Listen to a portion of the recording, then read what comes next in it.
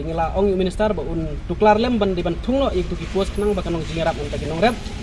ngi scam ba minister ulak klar ba ong ba yakini ki post ro ansa pendap no sian. The farmers of Meghalaya under the banner of Hill Farmers Union today apprised the Meghalaya Minister for Agriculture Bantedor Lingdo on the various hardships faced by the farmers of the state. Speaking to the media, the president of Hill Farmers Union, Commander Shampliang, said his organization was informed by the minister on the preparation of organic farming policy of the state government. Mentakasni ngilawan persu kuat minister ban ong ba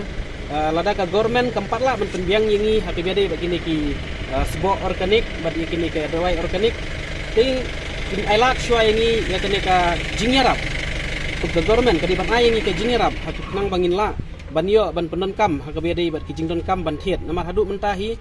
kum kene ka dawai kidang yadi hayo hat ke kinong rep ki don kam ya kene ke klem ka dawai kum kanuksa uphan no sau ka long ka ba hadu sisha bangin rep klem kene ka dawai. During the discussion with the minister, Shampliang urged that the state government should implement the minimum support price for the farmers of the state. Kabiyadi bat kene ka minimum support price ngisung thu ba ka kani kadika central subject dan ringil ajumut yu minister bat ula sngu yahab ba nakling jungi kum ginong rap ngidi banda bu jingkhen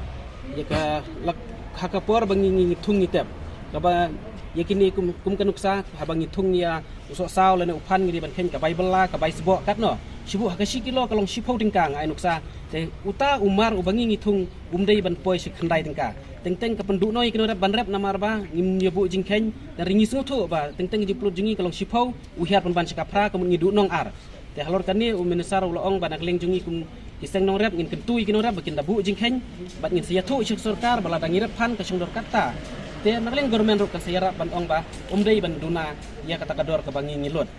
On the other hand, Meghalaya Agriculture Minister Bantedor Lingdo informed the members of the Hill Farmers Union on the various schemes implemented by the state government for the welfare of the farmers. Lada pipendu untuk negeri berpindah. Yaki. Di bandar nunggu skim lada di bandar nunggu lenti. Kumno si pendu lak pendu. Sudah bak am bagi nomor tungi postak. Yatiet na market, yatiet na kohati market. Ha? Kawan hang ni yatiet. Tendai lada ndai kum tamu ngam tip cai ganja itu nomor. Nagaling lu jongang idang ya syom dang ya walk out karena ka lenti baknang bangin yo manirap yakini katukan ni higani ka makta ka diga mau kan ro blok ka mau rin kaneng blok ka melim blok soyong blok kita gi jaga gi makta itu bagidang penon kam bahaya ka yuria bagatukan ni kini gi chemical fertilizer kini gi blok ki bakta palat ni tu ini nomor kino rep la ki mut ki penon kam jadi ka